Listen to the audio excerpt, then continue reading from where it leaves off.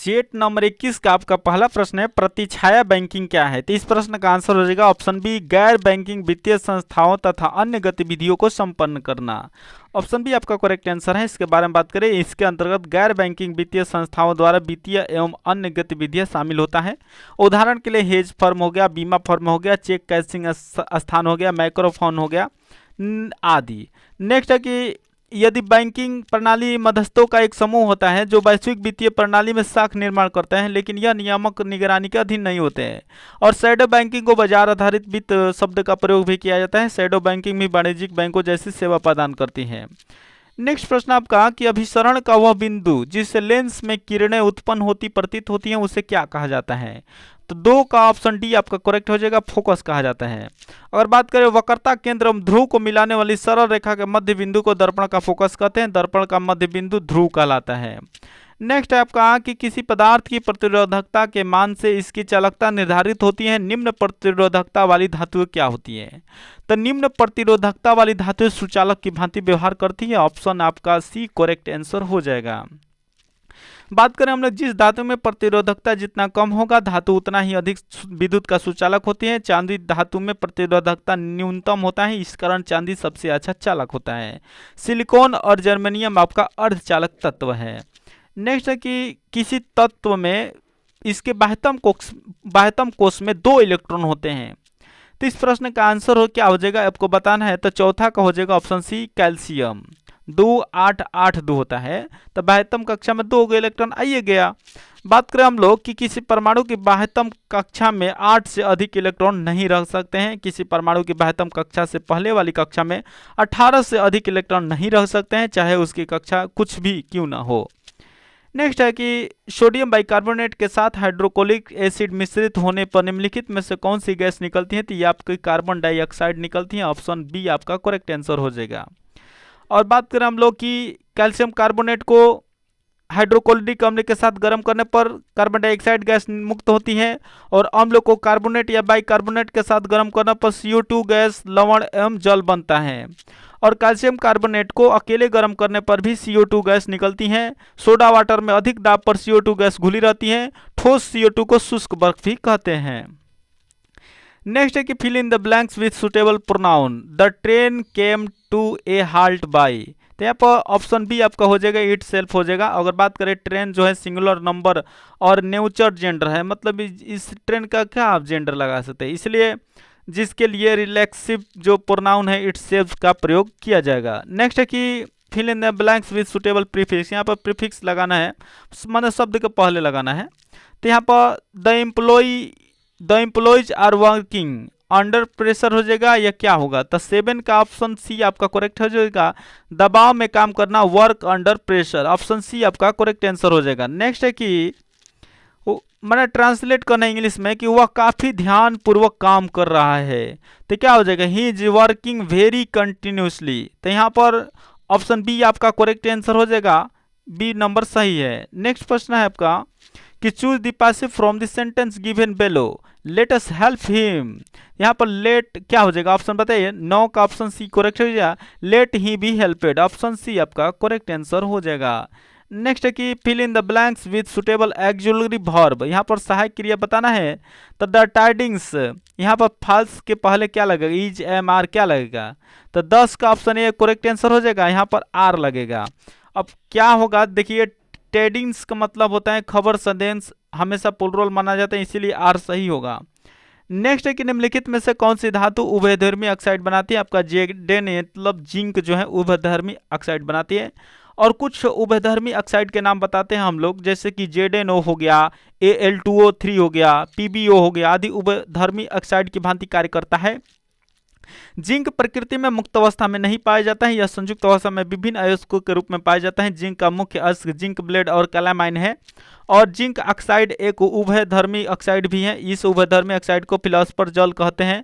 यह प्रकृति में जिंकाइट या लाल जिंक अयस्क के रूप में पाया जाता है। जिंक ऑक्साइड को जिंक व्हाइट भी कहते हैं। इसका प्रयोग मलहम, क्रीम, कृत्रिम दांत आदि बनाने में किया जाता है। नेक्स्ट प्रश्न आपका, उप मुख्य संकट निम्न में से किससे संबंधित है? अगर इस प्रश्न की बात करें तो इस प्रश्न का आंसर हो जाएगा ऑप्शन ए आर्थिक मंदी। इसमें कर्जदार के डिफॉल्टर होने की स्थिति में प्रॉपर्टी को बेचकर भी कर्ज की वसूली की उम्मीद नहीं की जा सकती है। और वर्ष 2007 से 8 में अमेरिका में ऐसे ही कर्जों की वजह से भारी वित्तीय संकट पैदा हो गया था। नेक्स्ट प्रश्न आपका कि पित्त के कार्य को क्या कहा जाता है? यहाँ पर पाइसीकरण ऑप्शन ए आपका करेक्ट आंसर हो जाएगा। पाइसीकरण में वसा के कण छोटे छोटे कणों में टूट जाता है, पित्त यकृत से स्रावित होता है। यह पित्त आंत में उपस्थित एंजाइमों की क्रिया को तीव्र कर देता है। पित्ताशय नाशपाती के आकार की एक थैली होती है और पित्ताशय में पित्त जमा होता है। पित्ताशय से पित्त पक्वाशय में पित्त नलिका के माध्यम से आता है और पित्त का पक्वाशय में गिरना प्रतिवर्ती क्रिया द्वारा होता है। पित्त पीले रंग का एक क्षारीय द्रव होता है। पित्त का पीएच मान 7.7 होता है। नेक्स्ट प्रश्न आपका कि भारतीय रिजर्व बैंक द्वारा सीआरआर में वृद्धि से क्या होता है? तो 14 का जो है ऑप्शन बी आपका करेक्ट आंसर हो जाएगा। अर्थव्यवस्था में मौद्रिक तरलता में कमी आती है।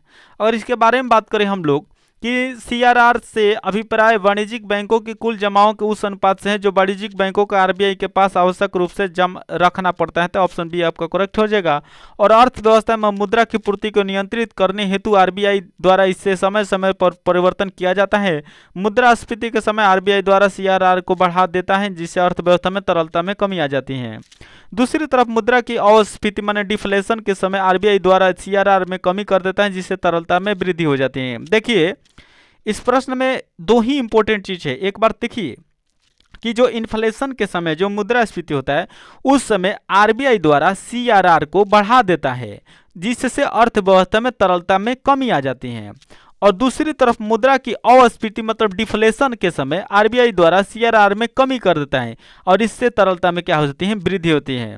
मतलब मुद्रास्फीति के समय सीआरआर बढ़ा देगा तो इसका तरलता में कमी आ जाएगा और डिफ्लेशन के समय आरबीआई द्वारा सीआरआर में कमी कर दिया जाएगा तो तरलता में वृद्धि हो जाएगा। यही इसका मोटो था।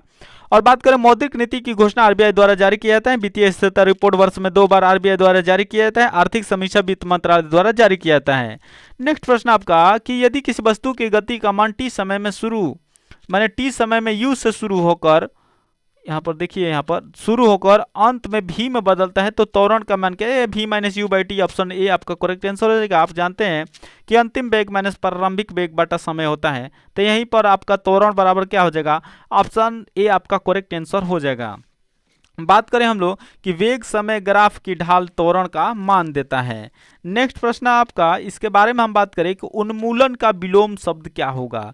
तो उन्मूलन का विलोम शब्द आपका रोपण होगा। उन्मूलन का मतलब उखाड़ना होता है तो रोप दीजिए जो चीज उखाड़ते हैं उससे पहले। तो 17 का क्या हो जाएगा?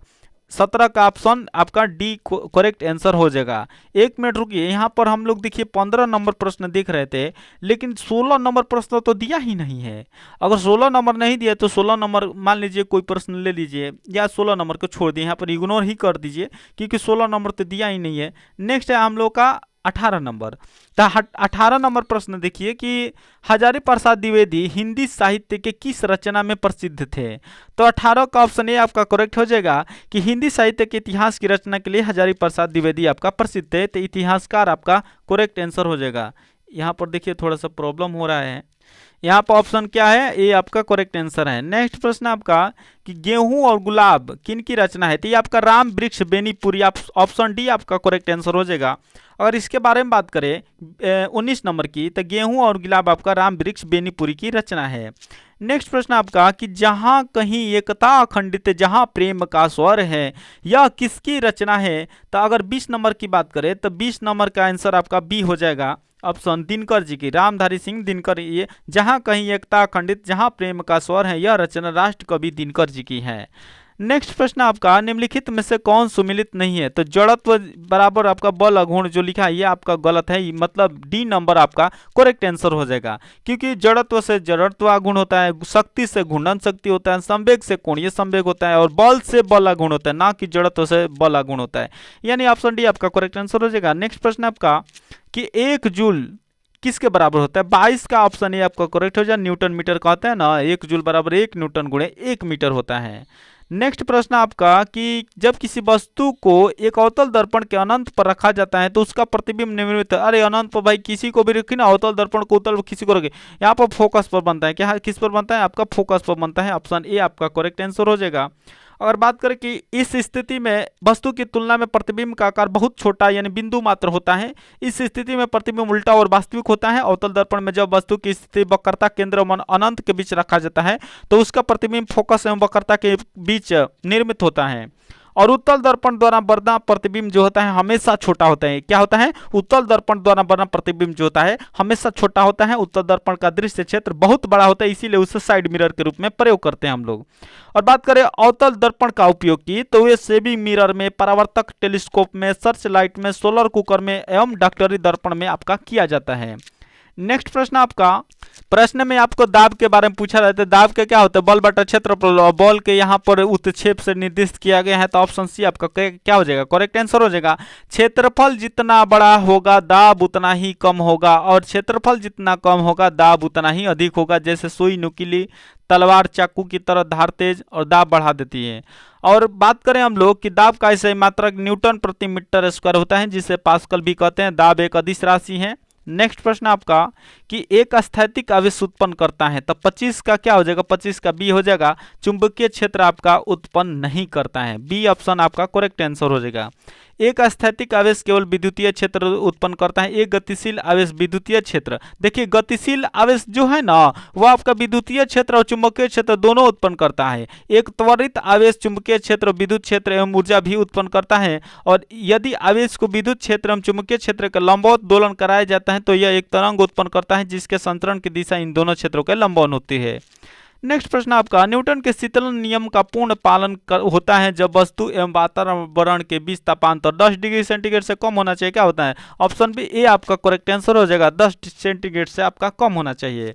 बात करें न्यूटन के शीतलन नियम के अनुसार समान अवस्था रहने पर विकिरण द्वारा किसी वस्तु के ठंडे होने की दर उस वस्तु और उसके आसपास के वातावरण के तापांतर का अनुक्रम अनुपाती होता है। वस्तु के ठंडा होने की दर मतलब तापांतर ठंडा होने की दर जो होता है पृष्ठ का क्षेत्रफल पर निर्भर करता है। यदि गर्म वस्तु को थाली में रख दिया जाता है तो इसी नियम के कारण वह शीघ्र ठंडा हो जाता है, और ठंडा के मौसम में इसी नियम के कारण गर्म वस्तु तुरंत ठंडा हो जाता है। नेक्स्ट प्रश्न आपका कि एक सरल आवर्त गति करते कण की स्थितिज ऊर्जा जबकि कण अपने आयाम से आधी दूरी पर है होगी, तो 27 का ऑप्शन बी आपका करेक्ट आंसर हो जाएगा। 1/4 हो जाएगा। नेक्स्ट प्रश्न आपका कि एक कालीन है, देखिए मैथ के प्रश्न आ गए, मैथ के प्रश्न आपको हल करना है, तो 28 का ऑप्शन सी आपका करेक्ट आंसर हो जाएगा। नेक्स्ट है 29 नंबर, तो 29 का क्या हो जाएगा? 29 का बी आपका करेक्ट आंसर हो जाएगा।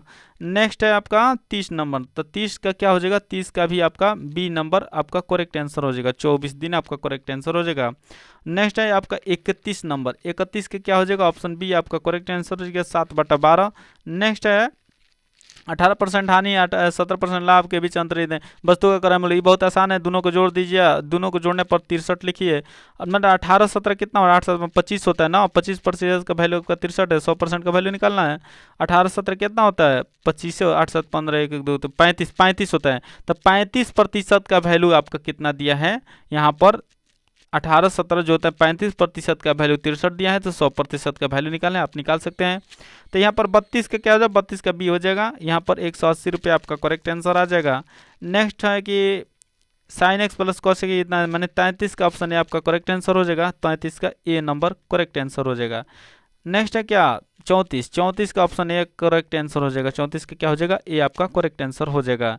नेक्स्ट प्रश्न आपका 34 का क्या हो जाएगा? आपका ए हो जाएगा। नेक्स्ट प्रश्न आपका कि यहाँ पर तो 35 की बात करें तो 35 का ऑप्शन सी हो जाएगा। 35 का 35 से आएगा। नेक्स्ट प्रश्न आपका 36 का, तो 36 का ऑप्शन सी हो जाएगा। क्या हो जाएगा? 9√5 सेंटीमीटर आपका करेक्ट आंसर हो जाएगा। नेक्स्ट है 37, तो 37 का ऑप्शन बी हो जाएगा। क्या हो जाएगा? ऑप्शन बी हो जाएगा। 488 आ जाएगा 37 का बी। और नेक्स्ट आपका आप देखिए आगे जीके का प्रश्न है, जैसे में दी सोशल कॉन्ट्रैक्ट नामक पुस्तक के लेखक कौन है? दी सोशल कॉन्ट्रैक्ट पुस्तक के लेखक के नाम क्या है? तो 38 का ऑप्शन बी हो जाएगा रूसो। क्या हो जाएगा? रूसो आपका करेक्ट आंसर हो जाएगा।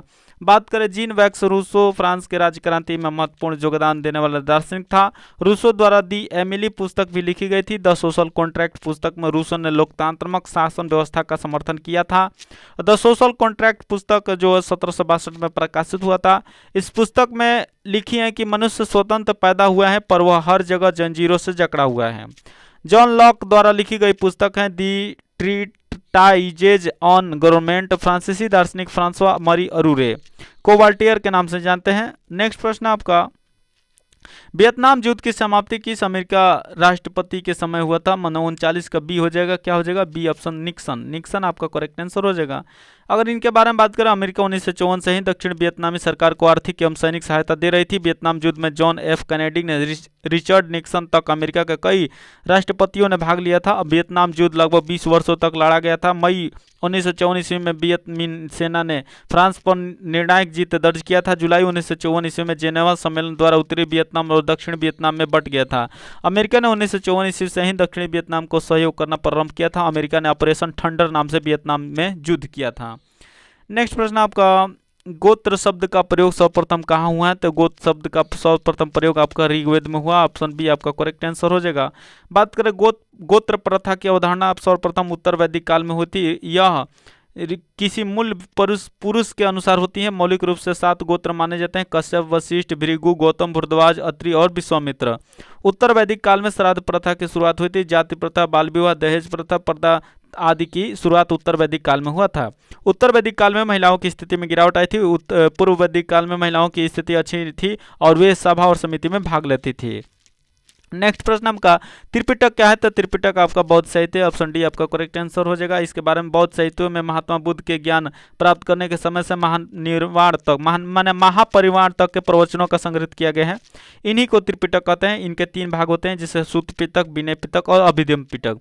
देखिए, हम लोग बात करें विनय पिटक की रचना आपका उपाली ने किया था, जिसमें बौद्ध संघ के नियमों का वर्णन है। विनय पिटक में नियमों का वर्णन है। किसका नियम था? बौद्ध संघ के नियम। और सूत पिटक की रचना आनंद ने किया था, जिसमें बुद्ध के उपदेशों और संवादों का संग्रह है। अभिधम्म पिटक की रचना मोगली पुत्र तिस्म ने किया था, जिसमें बुद्ध के आध्यात्मिक एवं दार्शनिक विचारों का संकलन। देखिए, अभिधम्म पिटक में आध्यात्मिक दर्शन है और सूत पिटक में बुद्ध के उपदेश संवाद है और आपका विनय पिटक में नियम है। नेक्स्ट प्रश्न आपका, सारनाथ स्तंभ का निर्माण किसने कराया था? तो सारनाथ का निर्माण आपका अशोक ने करा था। ऑप्शन बी आपका करेक्ट आंसर हो जाएगा। बात करें, इस स्तंभ पर निर्मित सिंह की आकृतियां शक्ति और शांति का प्रतीक मानी जाती हैं। सारनाथ में 4 सिंह की आकृतियां, जिसमें से 3 ही दिखाई देते हैं। अशोक ने सारनाथ में धर्मराची का स्तूप पर धार्मिक स्तूप का भी निर्माण करा था। वर्तमान में अशोक स्तंभ के नाम से यह विश्व विख्यात है और इसको भारत गणराज्य द्वारा भारत के राष्ट्रीय चिन्ह के रूप में स्वीकार किया गया है। मौर्य सभी स्तंभ बलुआ पत्थर से निर्मित होता है। अशोक पहला भारतीय शासक था जिन्होंने अपने शिलालेखों की सहायता से प्रजा को संबोधित किया था। नेक्स्ट प्रश्न में मिलान करना है आपका, नामदेव के क्या हो जाएगा, कबीर के क्या हो जाएगा? तो कबीर क्या है? कबीर जुलाहा थे और रविदास मोची थे। और आपको क्या यहाँ पर बताना है कि नामदेव क्या थे? तो नामदेव आपका दर्जी थे। क्या थे? दर्जी थे। और सेन क्या थे? तो सेन आपका क्या थे?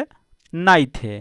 तो यहाँ पर क्या हो जाएगा, आप बता दीजिए। आप जितना हम मिलान किए, जैसे मैं आपको कबीर के साथ हम जुलाहा को करेंगे। कबीर क्या है? जुलाहा।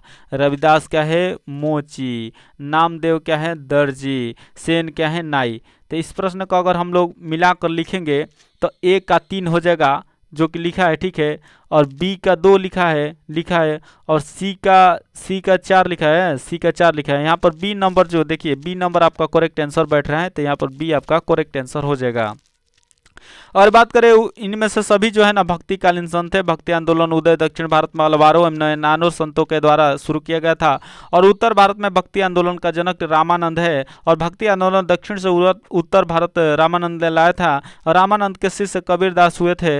रामानंद राम नाम का उत्तर भारत में लोकप्रिय बनाया था और रविदास का शिष्य मीराबाई थी। नेक्स्ट प्रश्न है, भारत का पहला समाचार पत्र कौन था? तो यह पक्का द बंगाल गजट था। 1780 ईस्वी में प्रकाशन हुआ था। जेम्स ऑगस्टस हिकी द्वारा अंग्रेजी भाषा में संपादित बंगाल गजट भारत का पहला समाचार पत्र था। यह साप्ताहिक पत्र था जिसका प्रकाशन कलकत्ता से होता था। लंदन में पहला समाचार पत्र कंपनी का असंतुष्ट सिविल सेवक विलियम बोल्टस ने 1776 ईस्वी में निकालने का प्रयास किया था और कंपनी की आलोचना के कारण उसका प्रेस जब्त कर लिया गया था। जेम्स हिक्की को भारत में समाचार पत्र का जनक माने जाते हैं। लॉर्ड मेटकाप को भारत में समाचार पत्र पत्रों का मुक्तिदाता कहा जाता है? भारतीय समाचार पत्रों का जनक राजा राम मोहन राय को कहा जाता है। नेक्स्ट प्रश्न आपका कि कोलकाता के सुप्रसिद्ध प्रेसिडेंसी कॉलेज की स्थापना किसने किया था? तो इस प्रश्न का आंसर 45 का ऑप्शन बी हो जाएगा, राजा राम मोहन राय। ऑप्शन बी आपका करेक्ट आंसर हो जाएगा। 1817 में कोलकाता के सुप्रसिद्ध प्रेसिडेंसी कॉलेज की स्थापना राजा राम मोहन राय के डेविड हेयर की सहायता से किया था। पाश्चात्य पद्धति पर आधारित उच्च शिक्षा देने वाला यह प्रथम कॉलेज था जो कि मानवतावाद, तर्कवाद, समतावाद पर आधारित था। 1855 ईस्वी में यह कॉलेज प्रेसिडेंसी महाविद्यालय बना। 23 जुलाई 2010 से इसे प्रेसिडेंसी विश्वविद्यालय बना दिया गया। वेदांत कॉलेज की स्थापना राजा राम मोहन राय ने 1825 ईस्वी में किया था। आत्मीय सभा की स्थापना राजा राम मोहन राय ने 1815 ईस्वी में किया था। नेक्स्ट प्रश्न आपका, निम्नलिखित में से किसे भारतीय अशांति के रूप में जाना जाता है? आपका लोकमान्य तिलक है। ऑप्शन सी आपका करेक्ट आंसर हो जाएगा 46 का। बात करें सर वेलेंटाइन्स रोल ने तिलक को भारत में अशांति का जन्मदाता यानी father of the Indian unrest कहा जाता है। इसी विषय पर तिलक ने इस रोल पर मानहानि का मुकदमा जाहिर किया था जिसमें से वे हार गए थे। लोगों में राष्ट्रवाद की भावना को जागृत करने के लिए तिलक ने 1893 ईस्वी में गणेश उत्सव एवं 1895 ईस्वी में शिवाजी उत्सव की शुरुआत किया था। वेलेंटाइन्स रोल ने इंडियन अनरेस्ट पुस्तक लिखा था। इस पुस्तक में व्यक्ति विशेष में बाल गंगाधर तिलक और संस्था विशेष में आर्य समाज को भारत में अशांति का जनक माना जाता है। और बाल गंगाधर तिलक भारत में उग्र राष्ट्रवाद के जनक है। उग्र राष्ट्रवादी विचारधारा के त्रिमूर्ति बाल गंगाधर तिलक, लाला लाजपत राय और बिपिन चंद्र पाल आते हैं। नेक्स्ट है कि भारतीय राष्ट्रीय कांग्रेस के किस अधिवेशन में बाल गंगाधर तिलक ने अभिव्यक्त किया था कि स्वराज मेरा जन्म सिद्ध अधिकार है और मैं उसे लेकर रहूंगा? 1916। क्या होगा? लखनऊ अधिवेशन 1916। 47 का ऑप्शन डी आपका करेक्ट आंसर हो जाएगा। अप्रैल 1916 में तिलक ने स्वशासन की प्राप्ति के उद्देश्य से होम रूल लीग की स्थापना किया था। आयरलैंड में होम रूल आंदोलन के जनक रेडमार्क थे। आयरलैंड में होम रूल आंदोलन के जनक रेडमार्क थे और भारत में होम रूल आंदोलन के जनक एनी बेसेंट है। भारत में होम रूल आंदोलन आयरलैंड से प्रभावित है। होम रूल का उद्देश्य था कि अंग्रेजी साम्राज्य के अंतर्गत स्वायत्तता प्राप्त करना था। लखनऊ कांग्रेस अधिवेशन के अध्यक्ष अंबिका चरण मजूमदार थे। नेक्स्ट है पृथ्वी के वायुमंडल का सर्वाधिक घनत्व कहाँ पाया जाता है? आपका क्षोभ मंडल पर पाया जाता है। 48 का ऑप्शन ए आपका करेक्ट आंसर हो जाएगा, ट्रोपोस्फीयर जिसको बोलते हैं। और क्षोभ मंडल में वायुमंडल का सर्वाधिक घनत्व होता है। पृथ्वी के सबसे निचले परत को क्षोभ मंडल कहते हैं। क्षोभ मंडल की ऊंचाई ध्रुवों पर 8 किलोमीटर तथा विषुवतीय रेखा पर 18 किलोमीटर तक होती है। क्षोभ मंडल में तापमान की गिरावट की दर प्रति 165 मीटर की ऊंचाई पर 1 डिग्री सेंटीग्रेड अथवा 1 किलोमीटर की ऊंचाई पर 6.4 डिग्री सेंटीग्रेड होती है। सभी वायुमंडलीय घटनाएं इसी मंडल में होती हैं और इस मंडल को संवहन मंडल भी कहते हैं। अक्षोभ मंडल को अधोमंडल भी कहा जाता है। समताप मंडल में बवान उड़ाने की आदर्श दशा पाई जाती है। मध्य मंडल 60 से 80 किलोमीटर तक है और 80 किलोमीटर से 6 से 40 किलोमीटर तक आयन मंडल कहलाता है। आयन मंडल रेडियो संचार के लिए आदर्श मंडल माना जाता है। नेक्स्ट है निम्न में से कौन सा स्टॉक एक्सचेंज में सटोरिया नहीं होता है? तो सटोरिया क्या हो जाएगा? ब्रोकर आपका करेक्ट आंसर हो जाएगा। 49 का क्या हो जाएगा? Option D. Broker stock exchange में सटोरिया सट्टेबाज नहीं होता है। तेजड़िया वित्तीय उपकरणों में तेजी आने की आशा रखता है, इसीलिए उन चीज़ों को खरीदने में संलग्न रहता है जिन्हें बाद में ऊंचे दामों पर बेचकर लाभ कमा सके। और तेजड़िया के विपरीत मंदड़िया वित्तीय उपकरणों की कीमत की गिरने की उम्मीद करके किसी वस्तु को भविष्य में देने का वायदा करके बेचता है। स्टैग भी एक प्रकार का सटोरिया है जो तीव्र लाभ के लिए रोजाना तेजी से खरीद और बिक्री करता है। ब्रोकर एक मदद करने वाला सहायक होता है जो वित्तीय उपकरणों की खरीद बिक्री में सहायता करता है, वह सट्टेबाज नहीं होता है। नेक्स्ट है कि पाक जल डमरू मध्य निम्न में से किसको अलग करता है? ये भारत और श्रीलंका को अलग करते हैं। यहाँ पर ऑप्शन सी आपका करेक्ट आंसर हो जाएगा। बात करें पाक जल डमरू मध्य की तो ये बंगाल की खाड़ी, मन्नार की खाड़ी को जोड़ता है। फ्लोरिडा का जल डमरू मध्य मैक्सिको की खाड़ी और अटलांटिक महासागर से संबंधित है जो फ्लोरिडा और क्यूबा को अलग करता है। मलक्का जल डमरू मध्य की बात करें तो ये जावा सागर और बंगाल की खाड़ी में मलाया एवं सुमात्रा को अलग करते हैं। बात करें बेरिंग जल डमरू मध्य की तो अलास्का और रूस को ये अलग करता है। नेक्स्ट प्रश्न है भारत में उष्णकटिबंधीय सदाबहार वन कहाँ पाए जाते हैं? तो आपका केरल में पाए जाते हैं। ऑप्शन ए आपका करेक्ट आंसर हो जाएगा। बात करें उष्णकटिबंधीय सदाबहार वन मुख्यतः विषुवतरेखीय प्रदेश और उष्णकटिबंधीय प्रदेश में पाए जाते हैं। ऐसे वन 200 सेंटीमीटर से अधिक वर्षा वाले क्षेत्रों में पाए जाते हैं। उष्णकटिबंधीय सदाबहार वन पश्चिमी घाट, दक्षिण भारत एवं अंडमान निकोबार द्वीप समूह में पाए जाते हैं। उष्णकटिबंधीय सदाबहार वन के लिए उच्च ताप और अधिक वर्षा की आवश्यकता होती है। नेक्स्ट है कि भारत में निम्नलिखित में से वो कौन सा वन्य जंतु अभयारण्य है जहां गेंडे के संरक्षण की परियोजना चल रही है? तो यहाँ आपका काजीरंगा आपका करेक्ट आंसर हो जाएगा, ऑप्शन सी 52 का सी हो जाएगा। काजीरंगा नेशनल पार्क असम में स्थित है। नागरहोल राष्ट्रीय उद्यान में हाथी, तेंदुआ, सांभर, भालू, चकोर, तीतर इत्यादि हैं। पखुई वन्यजीव अभयारण्य अरुणाचल प्रदेश में स्थित है, जो हाथी के लिए माना जाता है। और सुल्तानपुर जो झील है ये आपका हरियाणा में जलीय पक्षी के लिए प्रसिद्ध है। नेक्स्ट प्रश्न आपका कि आबू पहाड़ियों का गुरु शिखर मान 1722 मीटर है और किस पर्वत श्रृंखला की सबसे ऊंची चोटी है? तो आपका ये अरावली, ऑप्शन डी आपका करेक्ट आंसर हो जाएगा।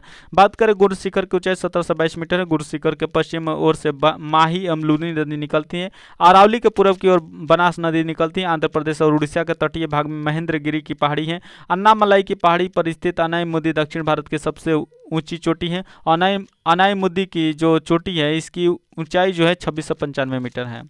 नेक्स्ट है निम्नलिखित में से कौन सा भारत का सबसे ऊंचा पर्वत शिखर है? आपका Godwin Austen K2, option B आपका करेक्ट आंसर हो जाएगा। भारत का सबसे ऊंचा पर्वत शिखर गार्डविन ऑस्टिन K2 है। 8611 मीटर ऊंचाई है। देश के कुल क्षेत्रफल के 10.7% भाग पर उच्च पर्वत श्रेणी है। कुल क्षेत्रफल का 43% भूभाग विस्तृत मैदानी भाग है। हिमालय की उत्पत्ति के संबंध में आधुनिक प्लेट विवर्तनिक सिद्धांत है। और माउंट एवरेस्ट विश्व का सर्वोच्च शिखर है 8848 मीटर। भारत में हिमालय की सर्वोच्च चोटी कंचनजंगा है और भारत की सर्वोच्च चोटी गार्डविन ऑस्टिन है। नेपाल में माउंट एवरेस्ट को सागरमाथा कहा जाता है। गार्डविन ऑस्टिन शिखर काराकोरम श्रेणी में स्थित है। यह शिखर विश्व का दूसरा सबसे ऊंचा शिखर है। स्थानीय लोग इसे चोगोरी कहते हैं। यह जम्मू कश्मीर के गिलगित बाल्टिस्तान क्षेत्र में अवस्थित है। नेक्स्ट है तांबा अयस्कों के लिए विख्यात खेतड़ी जो है निम्नलिखित में से किस राज्य में स्थित है? खेतड़ी आपका राजस्थान में स्थित है। ऑप्शन सी आपका करेक्ट आंसर हो जाएगा। खेतड़ी राजस्थान के झुंझुनू जिला में अवस्थित है जो तांबा के लिए विख्यात है। खेतड़ी का प्राचीनतम नाम ताम्रवती था। ताम्रवती ताम्र प्रसारण संस्कृति का महान केंद्र था। 1967 ईस्वी में हिंदुस्तान कॉपर कॉर्पोरेशन लिमिटेड की स्थापना किया गया था। तांबा का प्रयोग बिजली के तार एवं बर्तन बनाने में अधिक किया जाता है। नेक्स्ट है बिली बिलाई का अभिप्राय क्या है? तो आपका ऑस्ट्रेलिया के निकट उष्णकटिबंधीय चक्रवात है। ऑप्शन ए आपका करेक्ट आंसर हो जाएगा। इसके बारे में बात करें कि बिली बिलाव जो है अलास्का का स्थानीय शीतल हवा है। बिली बाव जो बिली तो ऑस्ट्रेलिया से संबंधित है, लेकिन बिली वाव आ जाएगा तो अलास्का का स्थानीय शीतल हवा है। बोरा की बात करें तो एडियाट्रिक टॉक्ट और मिस्ट्रल स्पेन एवं फ्रांस में बहने वाला स्थानीय शीतल हवा है। पूर्णा की बात करें तो टुंडा प्रदेश में बहने वाले शीतल हवा है। वर्गस की बात करें दक्षिण अफ्रीका में बहने वाली गर्म हवा है। आयाला के फ्रांस में बहने वाली गर्म हवा है। सामुन जो है ईरान में बहने वाली गर्म हवा है। नेक्स्ट प्रश्न है अधिकेंद्र शब्द निम्नलिखित में से किससे संबंधित है? 57 का ऑप्शन है आपका करेक्ट आंसर है। भूकंप से संबंधित है और भूकंप के केंद्र के ठीक ऊपर पृथ्वी की सतह पर स्थित बिंदु को भूकंप का अधिकेंद्र कहते हैं। केंद्र भूकंप के उद्भव स्थान को कहते हैं। भूकंपीय तरंगों का सिस्मोग्राफ नामक यंत्र द्वारा रेखांकित किया जाता है। भूकंप का अध्ययन सिस्मोलॉजी कहलाता है। नेक्स्ट है बिहार में पंचायती राज संस्थाएं कितनी है? तो आपका 3 स्तरीय है। और बात करें इसके बारे में पंचायती राज की त्रिस्तरीय प्रणाली की सिफारिश आपका बलवंत राय मेहता समिति द्वारा की गई थी 1957 ईस्वी में। अशोक मेहता समिति जो है द्विस्तरीय पंचायती राज की सिफारिश किया था 1977 में। अशोक मेहता समिति ने दलीय आधार पर पंचायती राज के चुनाव की सिफारिश किया था। भारत में त्रिस्तरीय पंचायती राज व्यवस्था का जनक बलवंत राय मेहता है। 2 अक्टूबर 1952 में सामुदायिक विकास कार्यक्रम और 2 अक्टूबर 1953 को राष्ट्रीय प्रसार सेवा की शुरुआत भारत सरकार द्वारा किया गया था। नेक्स्ट है कि विधानमंडल का सदस्य रहे बिना कोई व्यक्ति कितने दिनों तक मंत्री पद पर आसीन रखता है? तो इस प्रश्न का आंसर हो जाएगा ऑप्शन बी 6 माह। ऑप्शन बी आपका करेक्ट हो जाएगा। विधानमंडल का सदस्य रहे बिना कोई व्यक्ति 6 माह तक मंत्री पद पर आसीन रह सकता है। यदि कोई व्यक्ति 6 माह के अंदर सदन की सदस्यता नहीं ग्रहण करते हैं तो उनका मंत्री पद समाप्त माना जाएगा। लोकसभा और विधानसभा के रिक्त स्थानों को 6 माह में भरना अनिवार्य होता है। संघीय सरकार के मंत्री पर भी यह सिद्धांत लागू होता है कि यदि वे किसी सदन का सदस्य नहीं है तो 6 माह के अंदर सदस्यता ग्रहण कर ले, अन्यथा मंत्री पद आपका समाप्त माना जाएगा। संघीय मंत्रिपरिषद 75 के माने अनुच्छेद 75 के अंतर्गत प्रधानमंत्री के प्रतिवेदन पर राष्ट्रपति द्वारा किया जाता है। नेक्स्ट प्रश्न आपका निम्नलिखित में से कौन से एक कार्यपालिका का अंग है? चयन करना है। तो 60 का ऑप्शन डी आपको करेक्ट आंसर हो जाएगा। उप निरीक्षक पुलिस जो है कार्यपालिका का है कार्य करने वाला। अब बात करें हम लोग संविधान के अनुच्छेद 50 में विधायिका से न्यायपालिका को अलग किया गया है। वे अपने अपने अधिकार क्षेत्र में रहकर सकते और कर्तव्यों का पालन करेंगे। कार्यपालिका के द्वारा सरकार चलती है और सभी मंत्री और इसके सेवक इसके अंग होते हैं। कार्यपालिका 2 प्रकार के होते हैं, अस्थायी कार्यपालिका और अस्थायी कार्यपालिका। विधायिका का कार्य विधि विधान बनाना है। न्यायपालिका का कार्य विधायिका के द्वारा बनाए गए कानून का कार्यपालिका पालन करते हैं या नहीं यह देखना काम होता है न्यायपालिका का। और यदि कार्यपालिका संविधान का उल्लंघन करती है तो न्यायपालिका उसके कार्य को अवैध घोषित कर सकती है। नेक्स्ट प्रश्न है, भारत के राष्ट्रपति द्वारा लोकसभा में एंग्लो इंडियन समुदाय के कितने सदस्यों को मनोनीत किया जाता है? ऑप्शन ए आपका करेक्ट हो जाएगा, 2 को। यहाँ पर भारत के राष्ट्रपति द्वारा लोकसभा में एंग्लो इंडियन समुदाय के 2 सदस्यों को मनोनीत किया जा सकता है। राज्यपाल विधानसभा में एक एंग्लो इंडियन समुदाय के सदस्यों को मनोनीत कर सकता है, एगो सिर्फ। राष्ट्रपति राज्यसभा में 12 सदस्यों को मनोनीत करता है और राष्ट्रपति राज्यसभा में ऐसे सदस्यों को नियुक्त करता है जो विज्ञान, साहित्य, समाज सेवा और कला किसी भी क्षेत्र में ख्याति अर्जित किया हो। राज्यपाल विधान परिषद में कुल सदस्य के 1/6 सदस्यों को मनोनीत करते हैं। राज्यपाल ऐसे सदस्यों को मनोनीत करता है जो सहकारिता, समाज सेवा, साहित्य और कला में किसी एक क्षेत्र में ख्याति प्राप्त किया हो। नेक्स्ट प्रश्न आपका, भारत के किस 2 राज्यों के लिए एक ही उच्च न्यायालय है? तो आपका यहाँ पर क्या हो जाएगा, हरियाणा और पंजाब, ऑप्शन बी आपका करेक्ट आंसर हो जाएगा। हरियाणा और पंजाब राज्य का एक उच्च न्यायालय चंडीगढ़ में स्थित है। आधुनिक भारत का प्रथम नियोजित शहर हरियाणा और पंजाब की राजधानी चंडीगढ़ है। भारत में वर्तमान में 25 हाई कोर्ट हैं। आपका भारत का सबसे बड़ा हाई कोर्ट जो है आपका इलाहाबाद का है और इसका स्थापना 1866 में हुआ था। भारत में सर्वप्रथम लॉर्ड कैनिंग के समय हाई कोर्ट एक्ट 1861 के अधीन कलकत्ता, बॉम्बे और मद्रास उच्च न्यायालय की स्थापना की गई थी। नेक्स्ट प्रश्न है, भारत की संविधान सभा किसके अनुसार गठित की गई थी? आपका कैबिनेट मिशन योजना, ऑप्शन डी आपका करेक्ट आंसर हो जाएगा। बात करें, महात्मा गांधी ने 1922 में सर्वप्रथम यह कहा था कि भारत का संविधान भारतीयों द्वारा बनाया जाएगा जो भारतीयों की इच्छाओं, आशाओं, आकांक्षाओं, भावनाओं को प्रतिवेदन करेगा। और एम.एन. रॉय जो कि मानवेंद्र नाथ रॉय हैं 1934 में सर्वप्रथम संविधान सभा की मांग करने वाले भारतीय थे। और पंडित मोतीलाल नेहरू की अध्यक्षता में संविधान निर्माण समिति बनाया गया। इसे नेहरू रिपोर्ट के रूप में जाना जाता है। जिन्ना के 14 सूत्री मांग के कारण नेहरू रिपोर्ट पर सर्वदलीय बैठक असफल रही थी। नेहरू रिपोर्ट जो है भारतीय द्वारा भारत का संविधान बनाने का प्रथम प्रयास था। अगस्त प्रस्ताव की बात करें हम लोग तो ये जो है, अगर बात करें हम लोग अगस्त प्रस्ताव की, तो 1940 के अगस्त प्रस्ताव द्वारा ब्रिटिश सरकार ने प्रथम बार माना कि भारत का संविधान भारतीयों द्वारा बनाया जाएगा। कैबिनेट मिशन द्वारा लाए गए प्रस्ताव के अधीन संविधान सभा का चुनाव और गठन किया गया। संविधान सभा की प्रथम बैठक 9 दिसंबर 1946 को हुआ था। डॉक्टर सच्चिदानंद सिन्हा की अध्यक्षता में यह हुई थी। नेक्स्ट प्रश्न आपका कि कृषि के क्षेत्र में सामान्यतः किस प्रकार की बेरोजगारी पाई जाती है? आपका छिपी हुई बेरोजगारी हो जाएगा, ऑप्शन ए आपका करेक्ट आंसर हो जाएगा। और अब इसके बारे में बात करें कि कृषि के क्षेत्र में सामान्यतः छिपी बेरोजगारी पाई जाती है। कृषि क्षेत्र में अतिरिक्त श्रम को हटा भी दिया जाए तो कुल उत्पादन पर कोई प्रभाव नहीं पड़ेगा। और कृषि क्षेत्र में अतिरिक्त श्रम शक्ति है। चक्रीय बेरोजगारी आपका औद्योगिक एवं व्यापार क्षेत्र में पाया जाता है। संरचनात्मक बेरोजगारी भारत की बेरोजगारी का मुख्य प्रकार है। अदृश्य या प्रच्छन्न बेरोजगारी भी छिपी हुई बेरोजगारी को कहा जाता है। शिक्षित बेरोजगारी शहरी क्षेत्र में पाए जाते हैं। नेक्स्ट प्रश्न है, प्राथमिक स्वास्थ्य की सुविधा प्रदान करना किसका दायित्व बनता है? तो 65 का क्या हो जाएगा, ऑप्शन सी हो जाएगा, सरकार का। क्या हो जाएगा, ऑप्शन सी आपका करेक्ट हो जाएगा। भारतीय संविधान को अनुच्छेद 47 में चिकित्सा सुविधा उपलब्ध कराने का दिशा निर्देश राज्य सरकार को दिया गया है। अनुच्छेद 42 में प्रसूति में राज्य सरकार को सहयोग करने का दिशा निर्देश दिया गया है। नागरिकों को मूलभूत सुविधा उपलब्ध कराना सरकार का दायित्व है। एम्स की स्थापना 1956 में किया गया था। 1943 में जोसेफ भोर की अध्यक्षता वाला गठित स्वास्थ्य सर्वेक्षण एवं विकास समिति की रिपोर्ट पर प्राथमिक स्वास्थ्य केंद्रों की स्थापना किया गया। प्राथमिक स्वास्थ्य केंद्र की स्थापना 1952 में प्रारंभ किया गया था।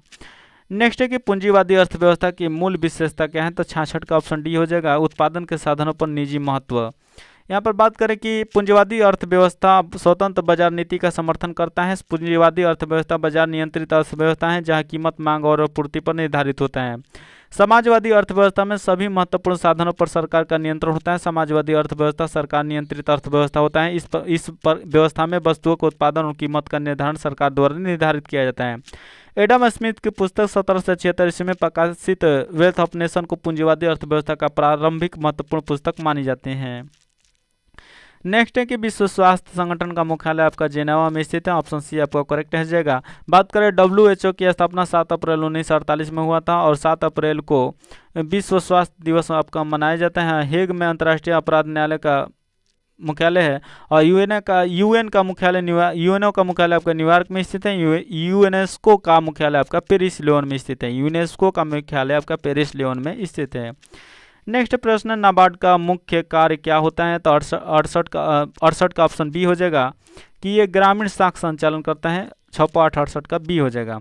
नाबार्ड कृषि क्षेत्र का सर्वोच्च संगठन है। नाबार्ड की स्थापना 12 जुलाई 1982 को हुआ था और नाबार्ड की स्थापना शिवरामन समिति के सिफारिश पे किया गया था। 1982 में आयात निर्यात बैंक की स्थापना की गई थी। फिर से देखिए 1982 में आपका एक्सपोर्ट इंपोर्ट बैंक जो है इसका स्थापना हुआ था।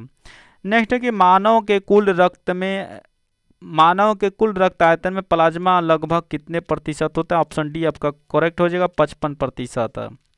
बात करके यह रंगहीन तरल है और इसका अधिकाधिक जो भाग होता है 90% जल होता है। इसमें अनेक प्रोटीन पाए जाते हैं और यह CO2 हार्मोन से अपशिष्ट को ले जाने का कार्य करता है। ग्लोबुलिन, एल्बुमिन एवं फाइब्रोब्रिजन यकृत में बनने वाले प्लाज्मा प्रोटीन है। नेक्स्ट की धारीदार पेशियाँ होती है, बहुनाभिक होती है। ऑप्शन सी आपका करेक्ट हो जाएगा।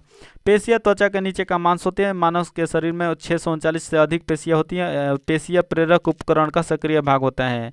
और आपके बात करें कार्य के आधार पर पेशियों को 2 वर्गों में बांटा गया है, ऐच्छिक पेशियाँ और अनैच्छिक पेशियाँ। पेशियाँ रेखित, अरेखित और हृदय 3 प्रकार की होती हैं। ऐच्छिक पेशियाँ सिर, कंठ, जीभ आदि में पाए जाते हैं और अनैच्छिक पेशियाँ ये शरीर के आंतरिक अंगों, रुधिर वाहिकाओं एवं त्वचा की दीवारों में पाई जाती हैं। नेक्स्ट है KCl के 0.5 में कितने अणु होते हैं? KCl के 0.5 मोल में कितने अणु होते हैं? 71 का ऑप्शन है आपका करेक्ट हो जाएगा। नेक्स्ट प्रश्न आपका नेक्स्ट है कि आधुनिक आवर्त सारणी किस प्राकृतिक तत्वों के परमाणु संख्या के बढ़ते क्रम पर आधारित है? ऑप्शन बी आपका करेक्ट आंसर हो जाएगा। और इसके बारे में बात करें हम लोग कि आधुनिक आवर्त सारणी हेनरी मसले द्वारा 1913 में बनाया गया था। आधुनिक आवर्त सारणी का आधार परमाणु क्रमांक है। किन्हीं 2 तत्वों की परमाणु संख्या एक नहीं हो सकती। परमाणु क्रमांक को किसी तत्व का मौलिक गुण माना गया है और किसी तत्व में उपस्थित कुल प्रोटॉनों की संख्या को परमाणु संख्या कहते हैं। आधुनिक आवर्त सारणी में जो तत्व बाएं ओर है उसमें धातुओं का गुण अधिक पाए जाते हैं। आवर्त सारणी में बाएं से दाएं की ओर जाने पर धातुओं के गुण क्रमशः कमी आती जाती हैं। नेक्स्ट प्रश्न आपका कि निम्नलिखित में से किसके कारण ब्रिक में पत्थरी का निर्माण होता है? कैल्शियम ऑक्जिलेट हो जाएगा, यूरिक अम्ल हो जाएगा, कैल्शियम फास्फोरेट। 73 का ऑप्शन डी आपका करेक्ट आंसर हो जाएगा, इनमें से सभी। बात करें मनुष्य में ब्रिक सेम के बीज की आकृति के गहरे भूरे लाल रंग का होता है और प्रत्येक ब्रिक के लगभग 10 लाख सूक्ष्म एवं लंबी कुंडलित नलिकाएं पाई जाती हैं जिन्हें नेफ्रॉन कहा जाता है। नेफ्रॉन ब्रिक की संरचनात्मक एवं क्रियात्मक इकाई होती हैं। ब्रिक यूरिया को पानी में घुले मूत्र के रूप में शरीर से बाहर निकालता है। यूरिया आदि उत्सर्जी पदार्थों को शरीर से बाहर निकालने हेतु ब्रिक ही एक मुख्य अंग है। यहाँ यह रक्त शुद्ध भी करता है ब्रिक। और रक्त शुद्धिकरण की प्रक्रिया जो है आपका डायलिसिस कहलाता है। मूत्र के स्राव को डायूरेटिक औषधि द्वारा बढ़ाया जाता है। नेक्स्ट है कि मुकुलन के माध्यम से अलैंगिक प्रजनन जो होता है किस में होता है? 74 का ऑप्शन डी हो जाएगा, ईस्ट जिसको खमीर बोलते हैं। और यहाँ पर अलैंगिक प्रजनन द्विविभाजन, बहुविभाजन और मुकुलन द्वारा होता है। लैंगिक प्रजनन नर तथा मादा युग्मकों के समागम से होता है और इसके अतिरिक्त कायिक प्रजनन भी होता है। अमीबा एवं प्लाज्मोडियम जीव प्रोटोजोआ संघ के संबंध है। प्लेनेरिया में निषेचन क्रिया आंतरिक होती है। नेक्स्ट है निम्नलिखित में से किसका प्रयोग निष्क्रामक और कीटाणुनाशक के रूप में किया जाता है? ऑप्शन बी आपका हो जाएगा, CaOCl2 और आपका ब्लीचिंग पाउडर का ये सूत्र होता है। और आपका क्लोरीन का उपयोग किया जाता है HCl के निर्माण में, मस्टर्ड गैस बनाने में, CaOCl2 के निर्माण में, कपड़ों एवं कागजों को विरंजित करने में। मैग्नीशियम क्लोराइड का प्रयोग की बात करें तो रुई की सजावट, सोरेल सीमेंट आदि में किया जाता है। नेक्स्ट है कि हड़ताल में कौन सा लिंग है? 76 का ऑप्शन ये हो जाएगा कि ये स्त्रीलिंग है। क्या है? स्त्रीलिंग है। हड़ताल शब्द का प्रयोग स्त्रीलिंग के रूप में किया जैसे हड़ताल टूट गई। चीख में कौन सा लिंग है? तो 77 की बात करें, 77 का भी हो जाएगा। चीख शब्द का प्रयोग स्त्रीलिंग के रूप में किया जाता है जैसे उसकी चीख काफी तेज थी या उसकी चीख निकल गई। तो यहाँ पर स्त्रीलिंग किसी भी तरह हो जाएगा। नेक्स्ट प्रश्न आपका परिमाण बोधक विशेषण कौन सा है? यहाँ पर परिमाण बताना है तो 78 का क्या हो जाएगा? ऑप्शन सी हो जाएगा, बहुत सा, थोड़ा सा, कम, ये सब परिमाण की बता रहे हैं। और संख्यावाचक में आपका बता ही रहा है 1 गो, 2 गो, 10 गो, 15 गो। आपका यहाँ पर जो लाल पीला ये सब है आपका गुण की बता रहे हैं। नेक्स्ट प्रश्न आपका है कि लाभालाभ का विग्रह क्या होगा? तो लाभालाभ का लाभ या लाभ मतलब कि 79 का ऑप्शन सी हो जाएगा। और नेक्स्ट प्रश्न आपका यहाँ पर सी देखिए हो गया, अड़ियल टट्टू मुहावरे का अर्थ क्या होता है? तो अड़ियल टट्टू का मतलब हट्टी आदमी होता है। 80 का ऑप्शन ए हो जाएगा। और नेक्स्ट प्रश्न आपका 81 का ये क्या है? 1 ग्राम वस्तु द्रव्यमान की वस्तु की चाल हो तो उसकी गति ऊर्जा 1 जूल होगी। मतलब यहाँ पर वस्तु की चाल बताना है तो 81 का ऑप्शन सी हो जाएगा, निकाल लीजिएगा यहाँ पर। नेक्स्ट है कि धातुएं पाई जाती हैं, धातुएं में पाए जाते हैं। 82 का ऑप्शन डी हो जाएगा, भू परपट्टी में धातुएं पाई जाती हैं। कहाँ पाई जाती है? भू परपट्टी में। बात करें पृथ्वी के ऊपरी भाग को भूपर्पट्टी कहते हैं। पृथ्वी के भूपर्पट्टी में सर्वाधिक मात्रा में ऑक्सीजन पाया जाता है तथा दूसरे स्थान पर सिलिकॉन पाया जाता है। बात करें भूपर्पट्टी या पृथ्वी के अंदर लगभग 34 किलोमीटर तक उसका क्षेत्र होता है। भूपर्पट्टी मुख्यतः विशाल चट्टानों का बना होता है। सियाल परत में सिलिकॉन में एल्युमिनियम की बहुलता होता है और सीमा परत में सिलिकॉन और मैग्नीशियम की बहुलता होता है और नीफे परत में निकल और लोहा का बहुलता होता है। नेक्स्ट है कि एक चतुष्परमाणु क्लोरीन तत्व होता है, तो यहाँ पर फास्फोरस P4 यानी चतुष्परमाणु होता है। P4 आपका सही है, मतलब 83 का ऑप्शन डी हो जाएगा। इसका सूत्र P4 होता है। फास्फोरस का संकेत P होता है। फास्फोरस का परमाणु संख्या 15 होता है। फास्फोरस का अणुभार माने परमाणु भार 31 होता है। श्वेत फास्फोरस को पीला फास्फोरस कहते हैं। पारा एक परमाणविक होता है और सल्फर का सूत्र A सेट होता है। नेक्स्ट निम्नलिखित में से कौन सी ग्रंथि अंतःस्रावित बहिस्रावित दोनों रूप में पाई जाती है? अग्नाशय आपका करेक्ट आंसर हो जाएगा। ऑप्शन डी आपका करेक्ट हो जाएगा। अगर बात करें यह मानव शरीर की दूसरी सबसे बड़ी ग्रंथि है। पहला तो आपका यकृत होता है, यकृत सबसे बड़ा होता है। दूसरा नंबर पर ये अग्नाशय होता है। और यह जो अग्नाशय है ना, ये एक मिश्रित ग्रंथि भी है जो अंतःस्रावी और बहिस्रावी दोनों रूपों में कार्य करती है। इसके रस को पूर्ण पाचक रस कहा जाता है। ग्रंथि का अंतःस्रावी भाग जो लगभग 1 से 2% मुख्यतः 4 प्रकार की कोशिकाओं के मुंडों का बना होता है, जिन्हें लैंगरहैंस द्वीप कहते हैं। लैंगरहैंस द्वीप की कोशिकाओं में अल्फा कोशिकाएं ग्लूकोगोन, बीटा कोशिकाएं से इंसुलिन, डेल्टा कोशिकाएं से सोमेटोस्टेटिन तथा एक कोशिकाएं से पैंक्रियाटिक पेप्टाइड का श्रवण करती हैं। नेक्स्ट है कि निम्नलिखित में से कौन सा रोग असंक्रामक रोग का उदाहरण है? तो 85 का ऑप्शन डी हो जाएगा कैंसर। कैंसर की बात करें तो कैंसर अनुवांशिक रोग होता है और हृदय रोग, एलर्जी तथा हितजन्य रोग आदि असंक्रामक रोग के उदाहरण है। तो असंक्रामक रोग जो होता है इसके बारे में बात करते हैं, तो ये कैंसर हो गया, अनुवांशिक रोग हो गया, हृदय रोग गया, एलर्जी हो गया, हितजन्य रोग है, ये सभी असंक्रामक रोग है। और कोशिकाओं के अनियंत्रित विभाजन के कारण होने वाले रोग को आपको कैंसर कहते हैं। कैंसर 3 प्रकार के कैंसर के बहुत सारे प्रकार हैं, जैसे कार्सिनोमा है, सार्कोम है, डिम्फोमा है, ल्यूकेमिया है। यह WBC की संख्या के अत्यधिक बढ़ने से के कारण ल्यूकेमिया रोग होता है। डिम्फोमा आपका यह अस्थि मज्जा यकृत आदि में होता है। और सार्कोम जो है यह रक्त पेशियां उपस्थित तथा अस्थि में होने वाला कैंसर होता है। कार्सिनोमा की बात करें तो यह त्वचा, स्तन, मस्तिष्क एवं गर्भाशय में होता है। नेक्स्ट है कि न्यूलैंड ने अष्टक नियम दिया था, ये तो सबको पता है। ऑप्शन बी आपका करेक्ट आंसर हो जाएगा। और हम इसके बारे में बात करें तो न्यूलैंड ने 56 तत्वों का आवर्त सारणी में स्थान दिया था। न्यूलैंड परमाणु भार को आवर्त सारणी का आधार बनाया था। मेंडलीव का आवर्त सारणी 1872 ईस्वी में सर्वप्रथम प्रकाशित हुआ जर्मन के एक पत्रिका में। मेंडलीव ने आवर्त सारणी 1869 में बनाया था।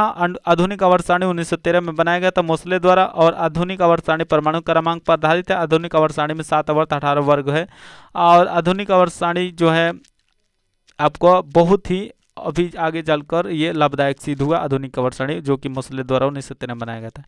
नेक्स्ट प्रश्न है पेशी ऊतक कितने प्रकार के होते हैं? तो 87 का ऑप्शन सी हो जाएगा। 3 प्रकार के पेशी ऊतक होते हैं, जिसमें ऐच्छिक ऊतक होता है, अनैच्छिक ऊतक होता है, हृदय ऊतक होता है। ये सब पेशी ऊतक के प्रकार हैं। ऐच्छिक पेशियों को रेखित पेशी भी ऊतक भी कहते हैं और अनैच्छिक पेशियों को अरेखित पेशी ऊतक भी कहते हैं। संपूर्ण मानव शरीर में 639 से अधिक पेशियां होता है। नेक्स्ट प्रश्न है किस राज्य के पूर्व मुख्यमंत्री प्रकाश सिंह बादल का 25 अप्रैल 2023 में निधन हो गया? तो ऑप्शन ए आपका मैंने हरियाणा का हुआ ना, तो 88 के क्या हो जाएगा? ऑप्शन सी हो जाएगा पंजाब का। सॉरी हरियाणा के नहीं है, वो पंजाब के हैं। और पंजाब राज्य के पूर्व मुख्यमंत्री प्रकाश सिंह बादल का निधन 25 अप्रैल 2023 को हो गया था। ये पंजाब के सबसे युवा और सबसे उम्र दराज मुख्यमंत्री रहे थे। नेक्स्ट है कि नेपाल की राजधानी काठमांडू में आयोजित NSC कावा महिला वॉलीबॉल चैलेंज कप का खिताब किसने जीता? ये आपका भारत ने जीता। ऑप्शन डी आपका करेक्ट आंसर हो जाएगा। और बात करें कि इस किताब का उप विजेता कजाकिस्तान रहे हैं और 22 से 28 मई 2023 तक इस टूर्नामेंट का आयोजन हुआ था। नेक्स्ट है कि India's vaccine growth story from cowpox to vaccine Maitri किसने लिखा है? तो ये आपका सज्जन सिंह ने लिखा है। ऑप्शन ए आपका करेक्ट आंसर हो जाएगा। और इस पुस्तक का विमोचन केंद्रीय स्वास्थ्य मंत्री मनसुख मंडाविया ने किया था। इस पुस्तक में विश्व के सबसे बड़े टीकाकरण अभियान का विस्तृत उल्लेख किया गया है। नेक्स्ट है भारतीय संविधान में बजट को क्या नाम देते? ये वार्षिक वित्तीय विवरण किया गया, अनुच्छेद 112 में ये वर्णित है। तो यहाँ पर 91 का ऑप्शन सी आपका करेक्ट आंसर हो जाएगा। और बजट शब्द का संविधान में कहीं भी उल्लेख नहीं किया है। बजट सरकार की आय व्यय का लेखा जोखा होता है। भारतीय बजट को वित्त मंत्री संसद में पेश करते हैं। भारत सरकार का वित्तीय वर्ष 1 अप्रैल से प्रारंभ होकर 31 मार्च तक चलता है। नेक्स्ट है कि भारत में जनसंख्या की त्वरित वृद्धि का प्रमुख कारक क्या है? तो ऑप्शन बी आपका करेक्ट आंसर उच्च जन्म दर और गिरती मृत्यु दर। यहाँ पर बी आपका ऑप्शन आपका करेक्ट आंसर हो जाएगा। नेक्स्ट प्रश्न आपके 22वें राष्ट्रमंडल खेल प्रतियोगिता के पदक तालिका में भारत का स्थान क्या रहा है? तो भारत का स्थान चतुर्थ रहा है। आप ऑप्शन डी आपका करेक्ट आंसर हो जाएगा। बात करें राष्ट्रमंडल खेल 2022 पदक तालिका में शीर्ष देश और उसके प्राप्त पदकों की, जैसे में ऑस्ट्रेलिया ने गोल्ड मेडल 67 को प्राप्त किया था, आपका सिल्वर मेडल आपका 57 को प्राप्त किया था और कांस्य पदक आपका 54 को प्राप्त किया था। टोटल ऑस्ट्रेलिया ने 178 पदक प्राप्त किया था। वही भारत की बात करें तो भारत ने गोल्ड मेडल सिर्फ 22 को प्राप्त किया था, सिल्वर मेडल आपका 16 को प्राप्त किया था, ब्रॉन्ज मेडल 23 को प्राप्त किया और इस प्रकार ये कुल 61 को मेडल आपका प्राप्त किया था भारत ने। भारत चौथे स्थान पर आता। नेक्स्ट है वास्तविक सकल घरेलू उत्पाद को किस में मापा जाता है? तो यहाँ पर 94 का ऑप्शन बी हो जाएगा, स्थिर दामों पर आपका करेक्ट आंसर हो जाएगा। बात करें जीडीपी के अंतर्गत किसी देश के अंदर वित्तीय वर्ष में समस्त वस्तु और सेवाओं के अंतिम योग को शामिल किया जाता है। इसमें विदेशियों द्वारा प्राप्त आय भी शामिल किया जाता है, देश के अंदर रहने वाले सभी व्यक्तियों को शामिल किया जाता है। जीडीपी में विदेशों में रह रहे उस देशों के नागरिकों द्वारा प्राप्त आय को नहीं जोड़ा जाता है। और किसी देश की वास्तविक आर्थिक स्थिति को जानने की सबसे अच्छी विधि आपका प्रति व्यक्ति आय है। नेक्स्ट है निम्नलिखित में से किसे के बिरला फाउंडेशन का साहित्य के क्षेत्र का वर्ष 2022 का व्यास सम्मान मिला है? यहाँ पर ऑप्शन बी आपका करेक्ट है, डॉक्टर ज्ञान चतुर्वेदी आपका करेक्ट आंसर हो जाएगा। इसके बाद हम लोग बात करें नेक्स्ट प्रश्न की, तो यहाँ पर साइनो बताना है। साइनो किसको बताना है? सोरो। सोरो मतलब क्या होता है? दुख होता है। तो दुख क्या हो? रिग्रेट। रिग्रेट आपका हो जाएगा पश्चाताप यहाँ पर। तो 96 क्या हो जाएगा? ऑप्शन ए आपका करेक्ट आंसर हो जाएगा। नेक्स्ट प्रश्न आपका 10 एंटोनाइम ऑफ एक्सेप्ट। एक्सेप्ट करना है, एक्सेप्ट क्या हो जाएगा? रिजेक्ट कीजिए। रिजेक्ट का आपका करेक्ट आंसर हो जाएगा। नेक्स्ट प्रश्न आपका कि चूज द करेक्ट सेंटेंस। यहाँ पर करेक्ट सेंटेंस बताता है 98 का ऑप्शन सी हो जाएगा।